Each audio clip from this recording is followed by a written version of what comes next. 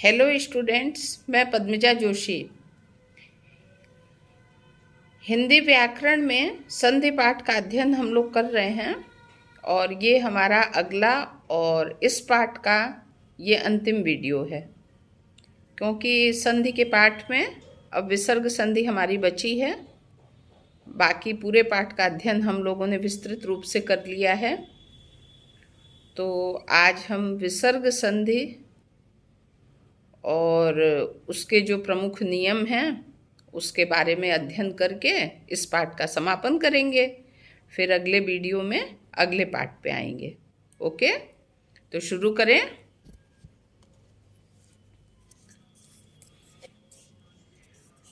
तीन संधियां होती हैं: स्वर संधि, व्यंजन संधि और विसर्ग संधि।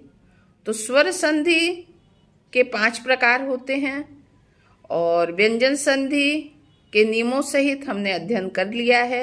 अब अंतिम संधि विसर्ग संधि है, तीसरी संधि विसर्ग संधि है। इसकी हम परिभाषा जानेंगे उदाहरण सहित, उसके बाद इसके प्रमुख नियम जानेंगे। ओके, विसर्ग संधि। देखिए, सबसे पहले तो स्टूडेंट्स आप लोग ये ध्यान दें कि विसर्ग कहते किसको हैं। ये जो 2 बिंदु होते हैं, जो 2 बिंदियां ऊपर नीचे लगी हुई होती हैं किसी शब्द के बाद, अक्षर के बाद, उसे हम लोग विसर्ग कहते हैं। ओके, तो इस संधि का नाम ही है विसर्ग संधि, यानी इस संधि में विसर्ग की बात की जाएगी प्रमुख रूप से। तो इसकी परिभाषा है, विसर्ग के साथ स्वर या व्यंजन के मेल से उत्पन्न विकार को विसर्ग संधि कहते हैं। विसर्ग संधि किसे कहते हैं? विसर्ग के साथ स्वर या व्यंजन के मेल से उत्पन्न विकार को विसर्ग संधि कहते हैं। यहाँ एक बात स्पष्ट रूप से समझ लीजिए, बहुत आसान होगा हम लोगों के लिए कि जिस संधि में विसर्ग आए वो विसर्ग संधि होगी।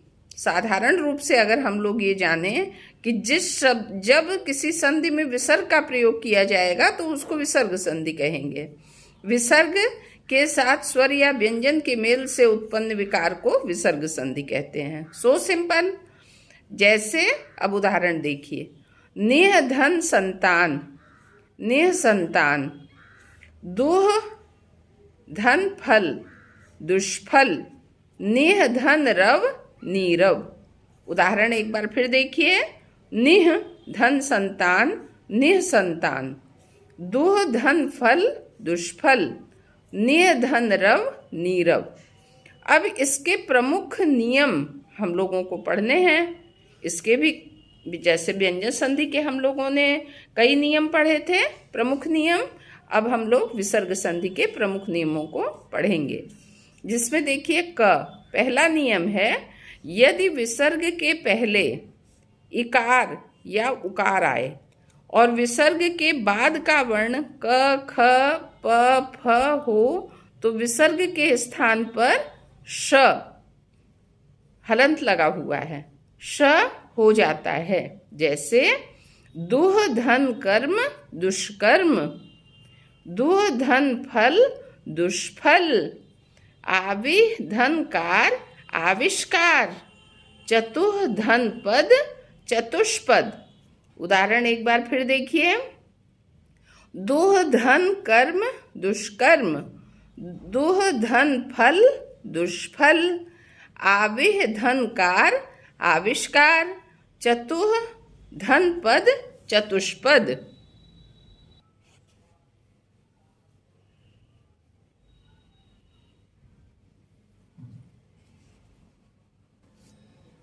ओके, अब आगे देखिए, ख यानी दूसरा नियम, विसर्ग संधि का दूसरा नियम ख। अब हम लोग समझेंगे। यदि विसर्ग के बाद च या छ हो तो विसर्ग की जगह श, ट या ठ हो तो श और त या थ हो तो स हो जाता है। स के नीचे हलंत है, यानी आधा स हो जाता है।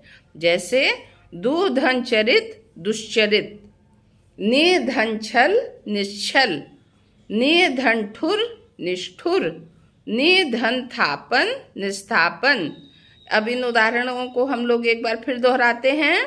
दुह धन चरित दुश्चरित, निह धन छल निश्छल, निह धन ठुर निष्ठुर, निह धन थापन निस्थापन। ओके, अब आगे देखिए अगला नियम ग। यदि विसर्ग के पहले अ आए, यदि विसर्ग के पहले अ आए और उसके बाद क ख प फ में से कोई वर्ण हो तो विसर्ग ज्यों का त्यों रहता है। जैसे अंतः धनपुर अंतःपुर, अंतः धनकरण अंतःकरण, प्रातः धन काल प्रातः काल। उदाहरण की पुनरावृत्ति करते हैं। अंतः धनपुर अंतःपुर, अंतः धनकरण अंतःकरण, प्रातः धन काल प्रातः काल। आगे देखिए अगला नियम है घ। यदि इकार उकार के बाद विसर्ग हो तथा विसर्ग के बाद र आए तो इकार का ईकार तथा उकार का ऊकार हो जाता है और विसर्ग समाप्त हो जाता है। यानी छोटी ई का बड़ी ई हो जाता है और छोटे ऊ का बड़ा ऊ हो जाता है और विसर्ग हट जाता है। जैसे निधन रस नीरस, दुधन राज दुराज, निधन रोग निरोग, निधन रज नीरज। उदाहरण फिर से देखिए। निधन रस नीरस, दुधन राज दुराज, निधन रोग निरोग, निधन रंज नीरज। अब अंग अगला नियम। यदि विसर्ग के पहले अ ई उ रहे और उसके बाद में श स रहे तो विसर्ग ज्यों का त्यों रह जाता है। यदि विसर्ग के पहले अ ई उ रहे और उसके बाद में श स रहे तो विसर्ग ज्यों का त्यों रह जाता है। उदाहरण अंतः शक्ति अंतः शक्ति, दुःशासन दुःशासन, निःसंदेह निःसंदेह। ओके, अब आगे देखिए च। यदि विसर्ग के पहले अ आए और उसके बाद वर्ग का तृतीय चतुर्थ या पंचम वर्ण आए, यदि विसर्ग के पहले अ आए और उसके बाद वर्ग का तृतीय चतुर्थ या पंचम वर्ण आए या य र ल व ह रहे तो पहला अ और विसर्ग मिलकर ओ हो जाता है। पहला अ और विसर्ग मिलकर क्या बन जाता है? ओ बन जाता है। जैसे अधः गति अधोगति, अधः गति अधोगति, मनः धन भाव मनोभाव, सरह धन ज सरोज, पुरह धन हित पुरोहित, मनः धन रथ मनोरथ। ओके, अब अगला नियम देखिए छ। यदि अ और आ को छोड़कर विसर्ग के पहले कोई अन्य स्वर आए और विसर्ग के बाद कोई स्वर वर्ण आए या किसी वर्ग का तृतीय चतुर्थ या पंचम वर्ण हो तो या य र ल व ह हो तो विसर्ग के स्थान पर र हो जाता है। र के नीचे हलंत लगा है, र हो जाता है।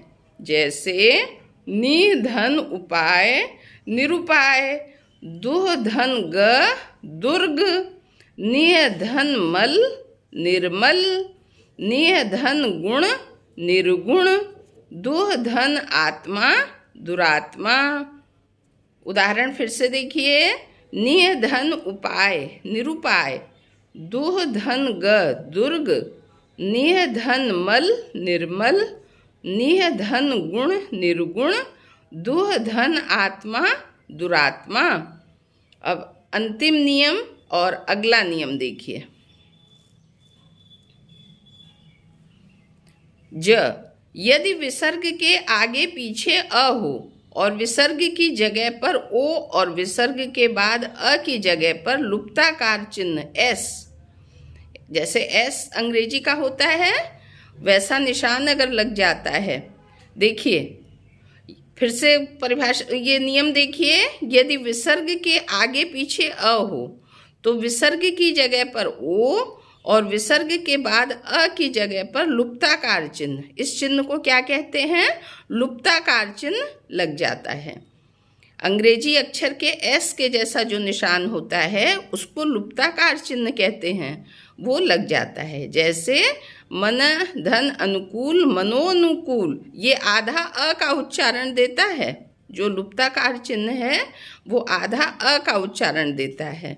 तो उदाहरण होगा मनः धन अनुकूल मनो अनुकूल, प्रथम धन अध्याय प्रथमोध्याय, यशः धन अभिलाषी यशो अभिलाषी, दर्शनः धन अभिलाषी दर्शनो अभिलाषी। उदाहरण एक बार फिर देखिए, मनः धन अनुकूल मनो अनुकूल, प्रथमः धन अध्याय प्रथमोध्याय, यशः धन अभिलाषी यशो अभिलाषी, दर्शनः धन अभिलाषी दर्शनो अभिलाषी। ओके स्टूडेंट्स, अब आज हमारा ये संधि का पाठ समाप्त हो गया और अब कल हम दूसरे वीडियो में अगला पाठ पढ़ेंगे।